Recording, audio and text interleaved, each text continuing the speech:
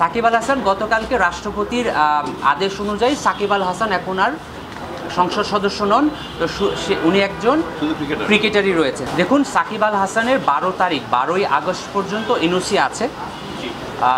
12 August পর্যন্ত যেহেতু NOC আছে, উনার 13ই আগস্ট তার দেশে আসার কথা বা আমাদের কাছে রিপোর্ট করার কথা। আজকে আমরা বাংলাদেশ এই টিমের প্র্যাকটিস শুরু করতে পেরেছি। পাকিস্তান ক্রিকেট বোর্ডের সাথে আমাদের কনস্ট্যান্ট যোগাযোগ হচ্ছে। আজকের আপডেট অনুযায়ী আমরা বিশ্বাস করি আমরা 9ই এপ্রিল ফ্লাই করতে পারবো। 9ই আগস্ট আমাদের 6ই আগস্ট যাওয়ার কথা ছিল, আমরা ওখানে 7ই আগস্ট পৌঁছাতাম। আমাদের 10 তারিখ থেকে খেলাটা হওয়ার কথা ছিল। এখন আজকের কমিউনিকেশন অনুযায়ী আমরা 9ই আগস্ট যাব, 10ই আগস্ট পৌঁছাবো এবং ইনশাল্লাহ 13ই আগস্ট থেকে আমরা আমাদের সিরিজটা শুরু করতে পারবো। এন্টায়ার সিরিজটা সেম থাকছে, খালি 3 দিন বডিলি শিফট করার জন্য আমরা রিকোয়েস্ট করেছি এবং পাকিস্তান থেকেও এখন পর্যন্ত আমরা পজিটিভ রেসপন্স পেয়েছি।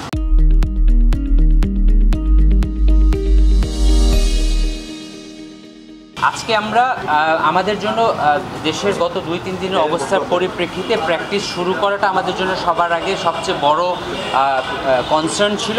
আমরা আলহামদুলিল্লাহ আমরা আজকে প্র্যাকটিস শুরু করতে পেরেছি এবং বিগত 3-4 দিনের দেশের সার্বিক পরিস্থিতির কারণে আমাদের ফ্যাসিলিটিসের কী অবস্থা ছিল সেটা আমরা বুঝতে পারছিলাম না, কারণ গ্রাউন্ডসম্যানরা রেগুলার কাজ করতে পারছিল না। তো আজকে আমরা এসে দেখেছি আমাদের সমস্ত ফ্যাসিলিটিস গ্রাউন্ডসম্যানরা রেডি রেখেছে। আজকে আমরা এই টিমের প্র্যাকটিস শুরু করতে পেরেছি এবং আমরা আশা করি আগামীকালকে হয়তো আমরা ন্যাশনাল টিমের রেগুলার যে প্র্যাকটিসটা সেটা ইনশাল্লাহ শুরু করতে পারবো। যথাসময়ে আমরা আমাদের মিডিয়া ডিপার্টমেন্টের মাধ্যমে আমাদের গণমাধ্যম যারা কর্মী রয়েছেন তাদের আমরা সেই মেসেজটা পৌঁছে দিতে পারবো ইনশাল্লাহ। বাংলাদেশ আর্মির যেই পেট্রোল টিমটা আছে এইটা গত 6 তারিখ থেকেই অলমোস্ট রেগুলারই সকালবেলা একটা পেট্রোল দিয়ে যায়। এটা তাদের রুটিন ওয়ার্ক। এটা সিকিউরিটি কোনো থ্রেটের জন্য না, তারা যেভাবে সারা দেশে পেট্রোলিংয়ের মাধ্যমে আমাদের আইনশৃঙ্খলা পরিস্থিতি বা সার্বিক পরিস্থিতি নিয়ন্ত্রণ করার চেষ্টা করছে সেটারই একটা অংশ এবং সেভাবেই আজকে প্রতিদিন সকালবেলায় আর্মি একবার এসে যায়। এবং যেহেতু গতকালকে বাংলাদেশ আনসার ও বিজিবিকে আইনশৃঙ্খলা পরিস্থিতি এবং ট্রাফিক পরিস্থিতি রক্ষা করার দায়িত্ব দেওয়া হয়েছে, আমাদের এইখানে যে আপনারা জানেন যে আমাদের আনসার বাহিনীর সদস্যরা বাংলাদেশ ক্রিকেট বোর্ডের নিরাপত্তার দায়িত্বে থাকে। তো তাদের সাথে দেখা করা, তাদের ইনস্ট্রাকশন দেওয়া এবং সার্বিক পরিস্থিতি দেখে যাওয়ার জন্যই তারা এসেছে। যেহেতু শেরে বাংলা ন্যাশনাল ক্রিকেট স্টেডিয়াম একটি জাতীয় গুরুত্বপূর্ণ প্রতিষ্ঠান, এটা তারা রুটিন ওয়ার্ক হিসেবেই করছে। না, আমাদের প্লেয়াররা তো অনেকেই ওই সিচুয়েশনে প্র্যাকটিস করেছে। আমরাও যারা ক্রিকেট বোর্ডের স্টাফ রয়েছি আমরাও সবাই রেগুলার অফিস করেছিলাম। এইটা এর বিগত সময় আমরা দেখেছি যখন ক্ষমতার পালাবদল হয়েছে এরকম হয়, বাট যারা রেগুলার স্টাফ আমরা এই সিচুয়েশন সম্পর্কে অবগত আছি। দেখুন, সমস্ত দেশেই কিন্তু পরিবেশটা একটু অস্থির ঠিক বলবো না, বাট পরিবর্তন হচ্ছে, সিচুয়েশন একটু আনসার্টেন হচ্ছে। আমরা আশা করি 2-1 দিনের মধ্যে সম্পূর্ণ দেশ যেমন স্বাভাবিক অবস্থায় ফিরে আসবে, স্বাভাবিকভাবে গতিতে চলবে, ক্রিকেট বোর্ডের অ্যাক্টিভিটিসও স্বাভাবিক গতিতেই চলবে ইনশাআল্লাহ। বাংলাদেশ ক্রিকেট অপারেশনসের পক্ষ থেকে আমি গত 2-3 দিন না, প্রত্যেক দিনই আমাদের প্লেয়ারদের সাথে কনস্ট্যান্ট কমিউনিকেশন হচ্ছে এবং আমি একদম দায়িত্ব নিয়ে বলতে চাই বাংলাদেশের প্লেয়াররা সবচেয়ে বেশি সেফ এবং সিকিউর ফিল করেন মাঠের মধ্যেই। কারণ বাংলাদেশের প্লেয়ারদের সেই বিশ্বাস, সেই ভরসা এবং সেই মানসিক শক্তিটা রয়েছে যে বাংলাদেশের মানুষ, আপামর জনগণ, whatever their political view is, Bangladesh cricket টিমকে তারা ভালোবাসে, বাংলাদেশ প্লেয়ারদের তারা ভালোবাসে এবং বাংলাদেশ ক্রিকেটে সবাই তাদের সাপোর্টে রয়েছে। তো বাংলাদেশের যারা প্লেয়ার রয়েছেন, বিভিন্ন টিমের সাথে রিলেটিভ রয়েছেন, অনেক প্লেয়ার এই গত কয়েকদিনের মধ্যে ইন্ডিভিজুয়াল ট্রেনিংও করেছেন। আমরা এই মাঠের মানুষ, আমরা মাঠে সেফ সিকিউর ফিল করি এবং আমরা বিশ্বাস করি মাঠে কোনো ধরনের এখন পর্যন্ত কোনো সমস্যা নেই এবং হবে না। আমরা এটা না যারা এই যে অনেক লোক না, এইটা যখন প্র্যাকটিস করবে তাদের জন্য এইটা দেখুন, এইটা যেমন আমি যদি 6 তারিখের কথা বলি, পরিস্থিতি আরও অস্বাভাবিক ছিল। 7 তারিখে পরিস্থিতি আরেকটু রেগুলার হয়েছে, আজকে পরিস্থিতি আরও রেগুলার হয়েছে। 2-1 দিনের মধ্যে পরিস্থিতি সম্পূর্ণ ঠিক হয়ে যাবে। দেখুন, মাঝখানে তো 2-1 দিন কারো কাছে কোনো ধরনের ইনফরমেশন ছিল না, আস্তে আস্তে জিনিসটা স্ট্রাকচার্ড হচ্ছে। আমরা সবাই রেগুলার অফিস শুরু করেছি এবং এটা বিশ্বাস করি হয়তো কালকের থেকেই পরিস্থিতি আরও বেটার হয়ে যাবে। দেখুন, সাকিব আল হাসানের 12 আগস্ট পর্যন্ত এনওসি আছে। 12ই আগস্ট পর্যন্ত যেহেতু এনওসি আছে, 13ই আগস্ট তার দেশে আসার কথা বা আমাদের কাছে রিপোর্ট করার কথা। সো যেহেতু 12 তারিখ, আজকে হচ্ছে গিয়ে 7ই আগস্ট, তার আরও 2-3টা খেলা রয়েছে, আমরা তাদের সাথে যোগাযোগ করব এবং তার প্ল্যানটা জানার চেষ্টা করব। প্লাস যেহেতু নিরাপত্তা তো ব্যাপার রয়েছে, এটা শুধু সাকিব আল হাসান বলে কথা না, আপনারও নিরাপত্তার ব্যাপার রয়েছে, এখানে আমার সিনিয়র ভাইদের নিরাপত্তার ব্যাপার রয়েছে। সাকিব আল হাসান গতকালকে রাষ্ট্রপতির আদেশ অনুযায়ী সাকিব আল হাসান এখন আর সংসদ সদস্য নন, তো উনি একজন ক্রিকেটারই রয়েছেন। তো প্রত্যেকটা মানুষেরই সিকিউরিটি কনসার্ন রয়েছে। তো আমরা যেহেতু 12ই আগস্ট পর্যন্ত তার এনওসি রয়েছে, তারপরে তার বাংলাদেশ ক্রিকেট টিমে জয়েন করার কথা। বাংলাদেশ ক্রিকেট বোর্ডের সিলেকশন প্যানেল এখন পর্যন্ত কিন্তু বাংলাদেশ পাকিস্তানের জন্য দল ঘোষণা করেনি। বাংলাদেশের জন্য যখন ওনারা দল ঘোষণা করবেন, সে যদি টিমে থাকে তখন একরকম, সে যদি টিমে না থাকে তখন তো তার এনওসিটা কাজে লাগছে না। সাকিব আল হাসান অ্যাভাইলেবল আছেন কি না, একটা প্রশ্ন হচ্ছে কি উনি অ্যাভাইলেবল আছেন কি না, আরেকটা প্রশ্ন হচ্ছে কি উনি সিলেক্টেড হচ্ছেন কি না। একটা হচ্ছে কি উনি টিমে আছেন কি না, আরেকটা হচ্ছে উনি অ্যাভাইলেবল কিছু না। আমার মনে হয় শাব্দিক পার্থক্যটা আমরা সবাই বুঝি। সো ওইটার উপর ডিপেন্ড করে আমরা আমাদের যে অ্যাক্টিভিটিসগুলো আছে সেভাবে পরিচালনা করব। দেখুন, বাংলাদেশ ক্রিকেট টিমের যারা সাপোর্ট স্টাফ, তারা সবাই বাংলাদেশে অ্যাভেলেবেল আছেন এবং তারা সবাই গত 1 আগস্ট রাতের থেকেই সবাই অ্যাভেলেবেল আছেন।